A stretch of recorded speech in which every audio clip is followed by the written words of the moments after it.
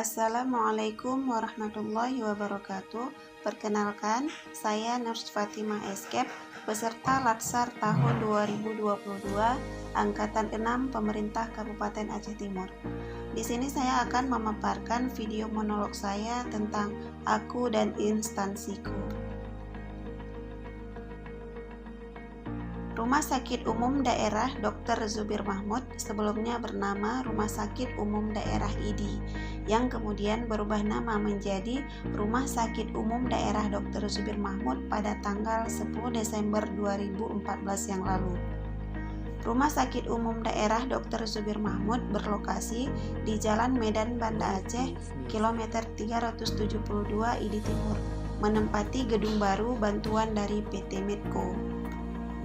Rumah Sakit Dr. Zubir Mahmud Aceh Timur terletak di pinggir jalan negara, sehingga mudah diakses dan dijangkau oleh masyarakat dalam mendapatkan pelayanan kesehatan.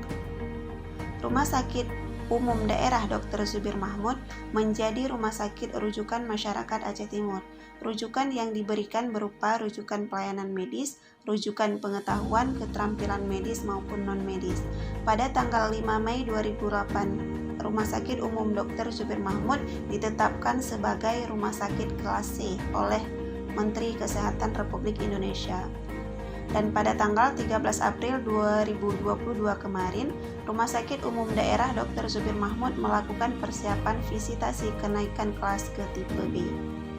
Rumah Sakit Umum Daerah Dr. Zubir Mahmud sudah terakreditasi sejak tahun 2014. Dan pada tanggal 13 April 2022 kemarin, Rumah Sakit Umum Daerah Dr. Zubir Mahmud melakukan persiapan visitasi kenaikan kelas ke tipe B. Rumah Sakit Umum Daerah Dr. Zubir Mahmud sudah terakreditasi sejak tahun 2014 dan pada tanggal 13 Januari 2022 KARS memperpanjang masa berlaku akreditasi sampai tanggal 12 Januari 2022 dengan tingkat kelulusan peringkat utama. Adapun visi, misi, dan tujuan Rumah Sakit Umum Daerah Dr. Zubir Mahmud adalah: visi, menjadi rumah sakit kebanggaan masyarakat Aceh Timur. Misi 1, memberikan pelayanan yang berorientasi kepada kepentingan pelanggan yang bisa dipertanggungjawabkan secara medik, moral, dan dilaksanakan dengan penuh keikhlasan. 2. Memberikan pelayanan kesehatan dengan layanan tambahan yang berbeda dari pelayanan sejenis di rumah sakit lain. 3. Meningkatkan dan mengembangkan kompetensi SDM rumah sakit melalui pendidikan dan pelatihan yang berkesinambungan. 4. Penyediaan sarana dan prasarana yang sesuai standar kebutuhan rumah sakit. Tujuan rumah sakit yang pertama, mempermudah akses masyarakat untuk mendapatkan pelayanan kesehatan. Kedua, memberikan perlindungan terhadap keselamatan pasien, masyarakat, lingkungan rumah sakit, dan sumber daya manusia di rumah sakit. 3. Meningkatkan mutu dan mempertahankan standar pelayanan rumah sakit.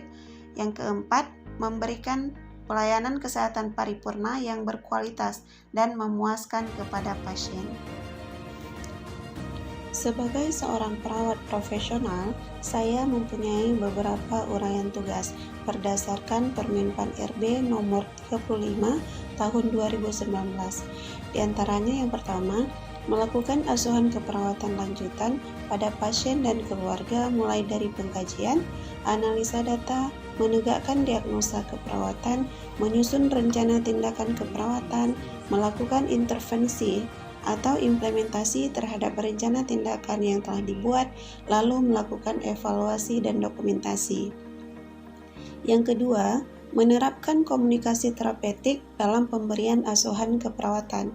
Yang ketiga, melakukan tindakan keperawatan pada kondisi gawat darurat, melakukan tindakan keperawatan pada pasien dengan intervensi pembedahan, memberikan dukungan spiritual pada kondisi pasien menjelang ajal, memenuhi kebutuhan nutrisi, eliminasi, mobilisasi, istirahat dan tidur, memberikan rasa nyaman kepada pasien selama perawatan, mengajarkan teknik kontrol infeksi pada pasien dan keluarga, memberikan pendidikan kesehatan, pemenuhan kebutuhan oksigenasi, melakukan perawatan luka, melakukan konsultasi keperawatan dan kolaborasi dengan dokter, melakukan rehabilitasi mental, spiritual pada pasien, melakukan pengorganisasian pelayanan keperawatan antar shift, unit, dan fasilitas kesehatan. Di semua rumah sakit, perawat, dokter, dan tim medis lain menjadi garda terdepan dalam memberikan pelayanan kepada pasien.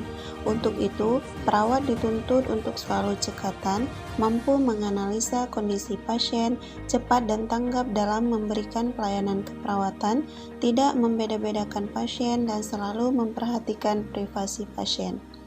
Perawat harus mampu berkolaborasi dengan semua tim medis, seperti dokter umum, dokter spesialis, analis, radiografer, ahli gizi, dan lainnya, sebagai upaya memberikan pelayanan yang berkualitas dan komprehensif kepada pasien. Adapun jenis pelayanan yang harus diberikan oleh perawat profesional antara lain: 1. Pelayanan preventif, 2. Pelayanan promotif, 3. Pelayanan kuratif, dan 4. Pelayanan rehabilitatif. Keempat jenis pelayanan kesehatan tersebut harus dilakukan oleh semua pelayan medis. Akan tetapi, di rumah sakit, perawat lebih ditekankan pada pelayanan kuratif. Upaya kesehatan kuratif merupakan upaya kesehatan yang dilakukan untuk mencegah penyakit menjadi lebih parah melalui pengobatan. Atau dengan kata lain, usaha medis yang dilakukan untuk menyembuhkan atau mengurangi rasa sakit yang diderita seseorang. Upaya kuratif cenderung bersifat reaktif.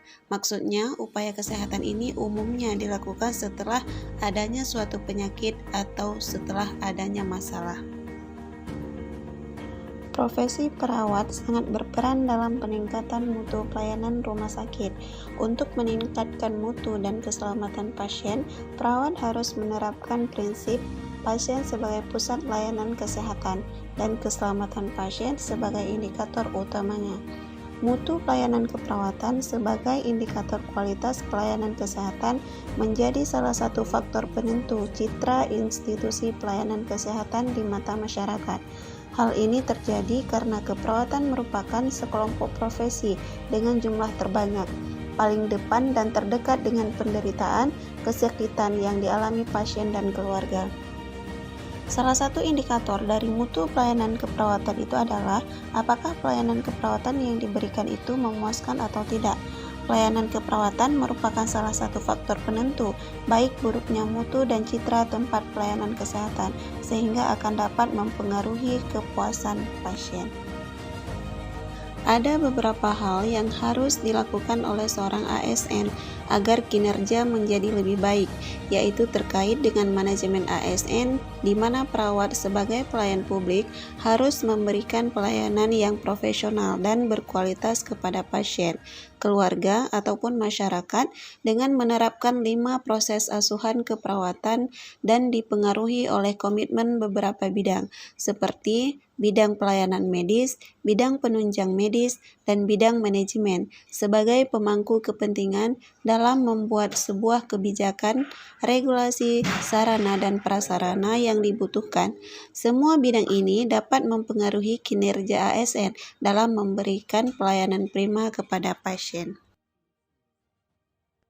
Selanjutnya, terkait dengan Smart ASN, yaitu perawat harus meningkatkan kemampuan dan mengembangkan diri dengan mengikuti pelatihan-pelatihan sesuai dengan profesinya atau mengikuti seminar baik yang diadakan dalam internal rumah sakit ataupun luar rumah sakit, serta dengan selalu mengikuti perkembangan sistem digitalisasi yang berkembang pesat saat ini untuk mendorong pelayanan kesehatan yang lebih baik lagi. Perawat harus menguasai sistem digitalisasi untuk mendorong percepatan layanan kesehatan pada pasien. Misalnya, dalam sistem rujukan pasien, saat ini sudah disediakan mobile JKN yang bisa digunakan kapanpun oleh semua orang. Perawat harus mampu mengaplikasikan aplikasi tersebut dan mengajarkannya kepada pasien-pasien dan keluarga pasien yang membutuhkan. Sekian video monolog. aku dan instansiku. Semoga dapat bermanfaat untuk kita semua. Assalamualaikum warahmatullahi wabarakatuh.